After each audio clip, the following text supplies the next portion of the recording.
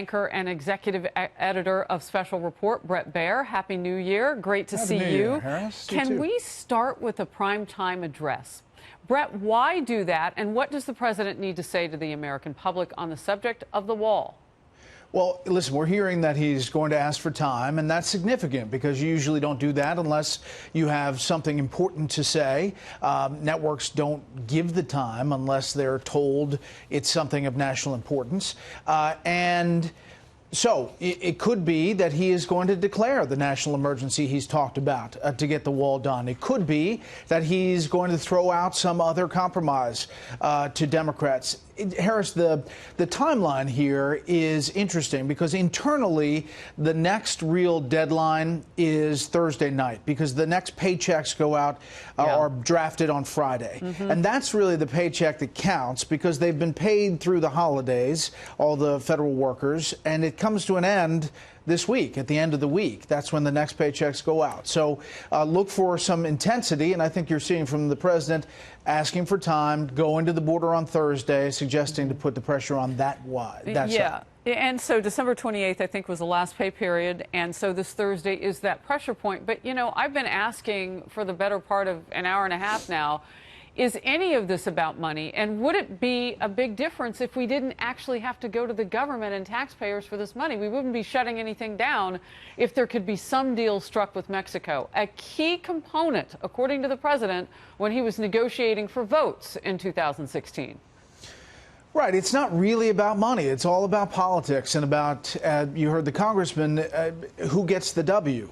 And, you know, there are a lot of components to this ask from the administration about border security. I mean, there are judges, there are law enforcement personnel, there are humanitarian needs. I mean, there's a whole list of things that go beyond the wall. And when you have the Washington Post and others characterizing the border situation as a crisis, I think you've stepped it up to a different level. It's not a made-up thing. It's happening along the border.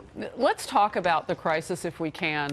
You know, you remember just 3 or 4 summers ago during the Obama administration when we had north of 90,000 unaccompanied minors coming across our southern border.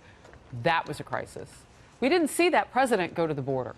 How important is it? And I know that there's a battle going on over can we get the government open? But how important is it to know that members of his administration, including himself now, will visit the border? Well, I think it's symbolic, Harris. It's going to be an image. It'll be, he obviously has put a ton of importance on it as a candidate, as president, has not backed away from it.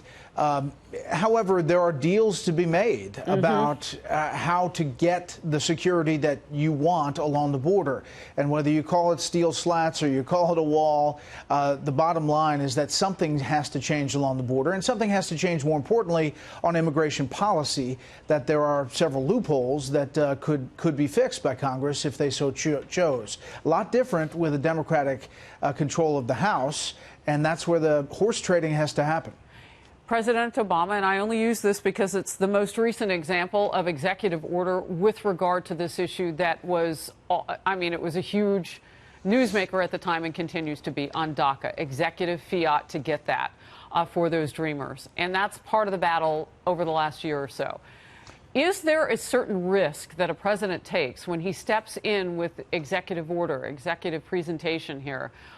Or is it just one of those things that's baked into executive powers? There's a risk. I mean, it can get challenged and it can get overturned. And you've seen that.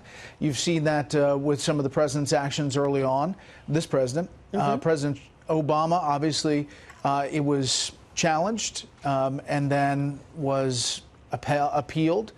Now there's, you know, it's likely going to go on the DACA issue all the way to the Supreme Court. And you heard the president talking about that with reporters in the Rose Garden last week. I think they want some resolution to that because they believe that a deal can be made with Congress on that front.